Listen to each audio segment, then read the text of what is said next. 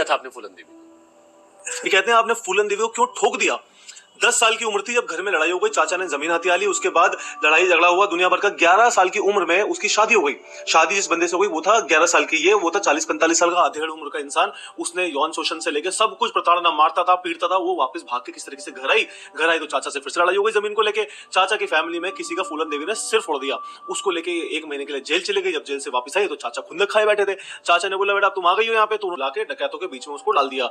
जैसे ही वो गिरोह के अंदर वहां पहुंची तो डकैत ने क्या किया, वो जो सरदार था उसने फूलन देवी के साथ गलत करना शुरू कर दिया, यौन शोषण किया, उसके बाद उसको मारता था, परेशान करता। सेम चीज उसी ग्रुप में सरदार जो गैंग लीडर था, उससे जो नीचे एक बंदा था, उसको फूलन देवी की स्टोरी पता थी कि बहुत गलत हो रहा है इसके साथ। उसने एक दिन सरदार को ठोक दिया।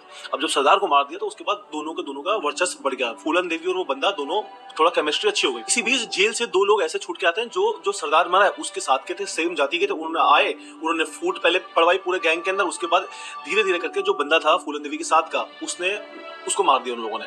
जैसे उसको मारा तो फूलन देवी अकेली पड़ गई। जब अकेली पड़ गई तो उन्होंने क्या किया, उसको उठाया और अपने गांव ले गए, जहां पे गांव ले गए।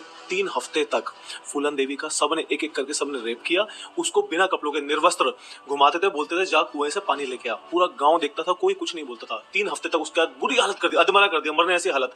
एक दिन वो वहां से बच के निकल गई। तो वो निकली तो उसने अपना पूरा गिरोह बनाया। उसके बाद उसने सबसे पहला काम क्या किया, वो अपने पति के गांव में गई, उसने चाकू लिया, अपने पति को मारना शुरू कर दिया, घायल किया और पूरे गांव के सब लोगों को बोल दिया अगर किसी ने छोटी उम्र की लड़की के साथ शादी करी तो उसका भी अंजाम होगा। फूलन देवी को यह पता लगा कि भाई उसी गांव में जहां पे उसका 3 हफ्ते तक बुरा हाल हुआ था, वहां पे किसी की शादी है। तो वो जाती है, पूरा गिरोह लेके जाती है और वहां पे वो 22 जो वहां के लोग हैं गांव के, उनको लाइन से खड़ा करती है और सबको उड़ा देती है, सबको मार देती है। उसके बाद पूरा यूपी के अंदर हाहाकार मच गया कि 22 लोग उड़ा दिया। फूलन को पकड़ने की हर जगह ये हो गई कि भाई इसको पकड़ो और जेल में डालो। लेकिन उसके बाद क्या हुआ, उसने पुलिस ने उसको बातचीत करी, उसके बाद उसने सरेंडर कर दिया। जब उसने सरेंडर किया तो वो जेल गई। जेल से कुछ टाइम बाद जो वहां के मुलायम सिंह जो उस टाइम थे मेन, मुलायम सिंह ने बोला कि इसके ऊपर जितने भी चार्जेस हैं वो सब वापस ले लिए उन्होंने। जैसे वापस लिए तो उन्होंने उसको पार्लियामेंट का टिकट भी दिया, इलेक्शन लड़वाया और वो सांसद बन गई।